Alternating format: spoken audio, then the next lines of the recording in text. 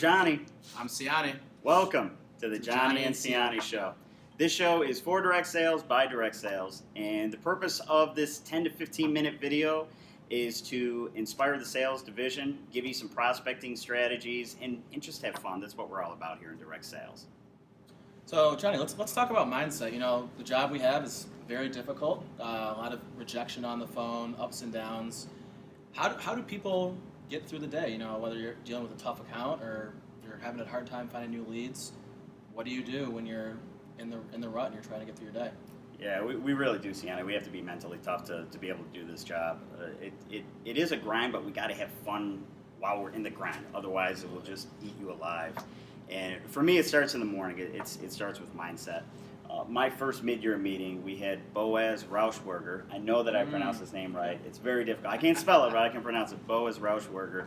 And he talked about positive affirmations. Okay. And what Boaz does is every morning he gets up in front of the mirror and he has this very distinguishing positive voice. As soon as you hear him talk, you just kind of smile a little bit. And he would start off by saying, "Good morning! Today's positive affirmation is going to be, I can do this." And I tried to incorporate that into my daily life. And that kind of spearheaded me into getting into Tony Robbins a little bit.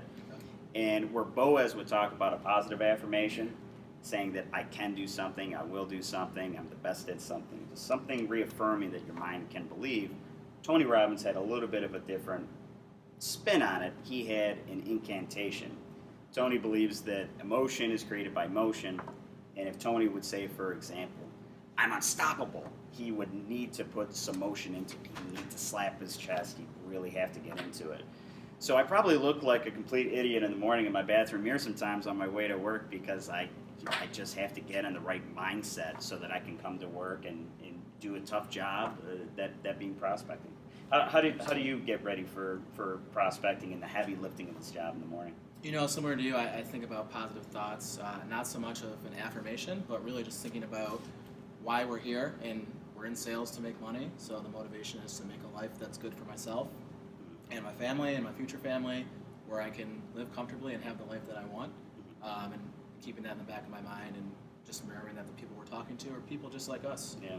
They have conversations that we're doing right now, same thing, so it's not any different. And if you treat it like a normal conversation, I think that's the most natural way to go about it, instead of saying this is this big task I have to do. Sure. What happens if you don't put yourself in a good state of mind first thing in the morning? You try hitting the phones. You're gonna have a bad time.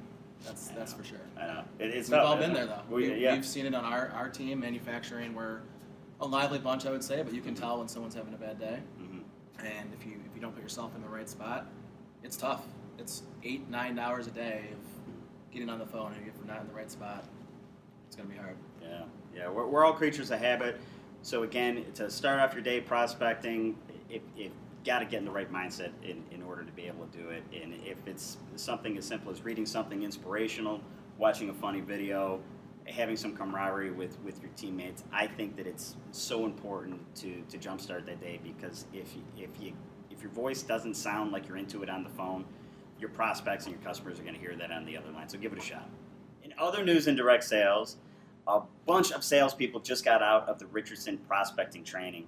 Siani, you are having a fantastic year. You're really turning the corner. So proud of you. And I know that you were in the training just like I was. I was hoping to get a little bit of your take on it. What were some of the biggest lessons that you took away from the Richardson prospecting training? Yeah, that's a great question. No, so this is actually my second time taking the Richardson training course. Mm-hmm. I took it last year. To be honest, I really didn't know how valuable taking it a second time was going to be, but I am actually very thankful that I did, because I got more out of it this time. Mm-hmm. You know, the biggest thing I think that a lot of us focus on is we're so focused on our current situation when we're on the phone of, what do you have for me right now? What products are you working on?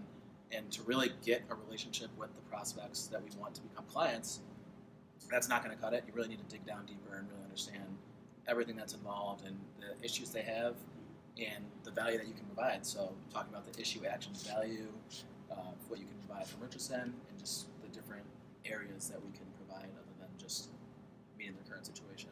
Sure. Now, with the issue, the action, and the value, one example that I was in your training class, one example that they had that we came up with as a group being in manufacturing, the issue of rising raw materials cost and how that affects manufacturers. So the issue when we would go to reach out to a prospect is to state on some recent client visits, it was brought to my attention significant concern over the rising cost of raw materials. That is the issue part. The action is what we can provide. The action is as a result of the tariffs, we can provide a solution to give your company access to our cash so that you don't have to worry about these rising costs affecting the financial health of your organization.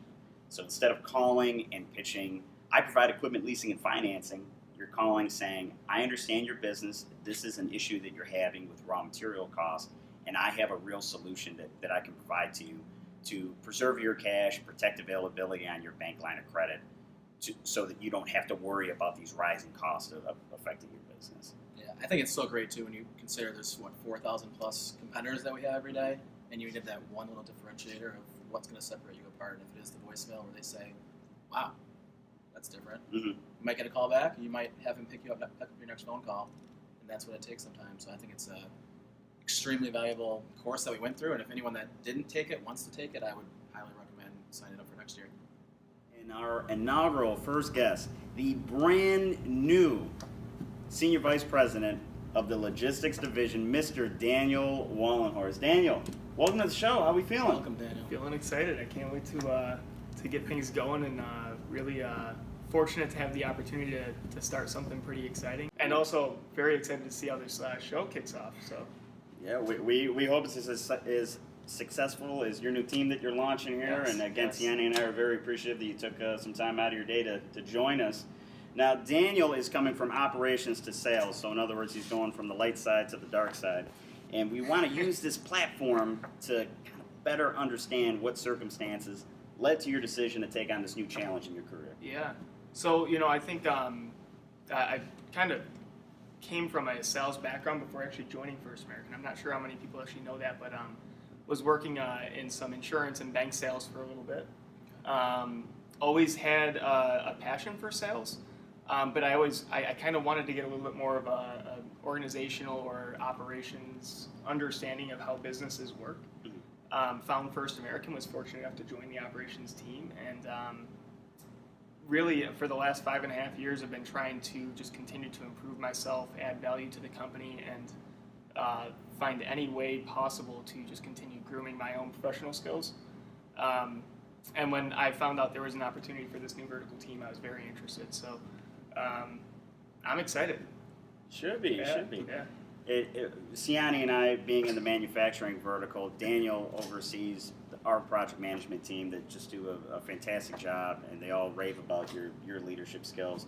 What leadership qualities have you learned the most in your tenure in operations, and how do you think that's going to transcend over into sales? Yeah, it's we have a hard job, and so finding ways to make the job that's so difficult a lot of fun, and just finding a way to work as a team.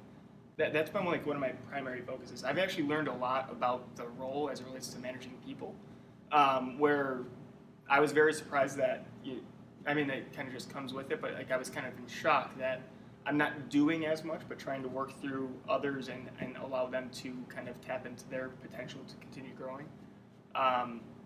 And so I would think just kind of working as a team and building a good team camaraderie, I think that was really what I've been kind of focusing on the most in my last few years in the management seat. Yeah. You do. You have a great camaraderie on your team. You guys are always having fun. We have a lot of fun. Yeah, every time we turn the corner, and you guys are always smiling, always laughing. Yeah. It's helpful being a part of the manufacturing team. We have a lot of fun over there. So. Right. Yeah. We're gonna be sad to see you go, but yeah, I'll be joining you in a different way though. So we'll see each other in sales meetings now, I guess, right? Yeah. And this is a sales specific video that we're putting on, so I'm gonna put you on the spot. There's a lot of people that are probably curious of what you're doing for hiring. Can you give us a little insight on what your thoughts are for next steps? Yep. So meeting with a lot of people right now. There's been a lot of internal interest, and James Fitch has done a great job kind of getting some external candidates kind of in the pool and in the mix. So really I'm just meeting with a lot of very interested people who are excited about this vertical just like I am. and trying to work through that process quickly. I think the people that we have that join a new team matter a lot, and it's exciting to kind of see how and kind of envision how this team is going to come together, especially with all the talent and the energy that's kind of approached me so far. So, I would say I'm trying to move this along as quickly as possible, but also being, pretty selective and thorough with, making sure that, it's the right fit for everyone. So, Sure. we're going through a great process so far. We're really trying to keep things ramped up, and again, I'm eager to get this thing going. So, really looking forward to getting this team kind of in place. Well, your audience is the entire direct sales team right now. Yeah. So if you'd like to use this time, why don't you tell us a little bit about what your goals are for the new vertical? It's to kind of come out of the gate flying. I want to really get this thing going quickly. I look at a lot of the direct vertical teams that have started so far, some of the newer ones, and I've seen that there have been some challenges. There have been some teams that have really kind of come out of the gate flying as well. And being a competitive person, I want this team to be doing the exact same thing, where people are kind of looking at my team finding ways where they can maybe kind of use our team as a resource for just building their business up and making sure that I think all of the vertical teams have a lot to learn from each other, and I think that there's going to be a lot of that coming from the new team too. Well, I know that you have your hands full getting all the details Yeah. on how to launch this new vertical, and we're confident that you're going to do a great job. If there's anything that anyone in direct sales can do to help with your transition, let us know. And if you need some comic relief, I know the Manufacturing West and Manufacturing East teams are happy to volunteer our services to keep the camaraderie going and keep it fun, because we're all in the same family. Yeah. That's right. Great. So Daniel, thanks so much for being our guest on the show. Really appreciate it, appreciate and it. looking forward to big Siani. things to come. Yeah. Thank you Thank you guys. for tuning in. This is the first episode of the Johnny and Siani Show. If you have any ideas, please email myself or John. I always get fizzy water around 3 o'clock downstairs in the healthcare space. And I'm a huge fan of the espresso right over at Professional Services. Great way to kickstart the day. See you next time. See you guys.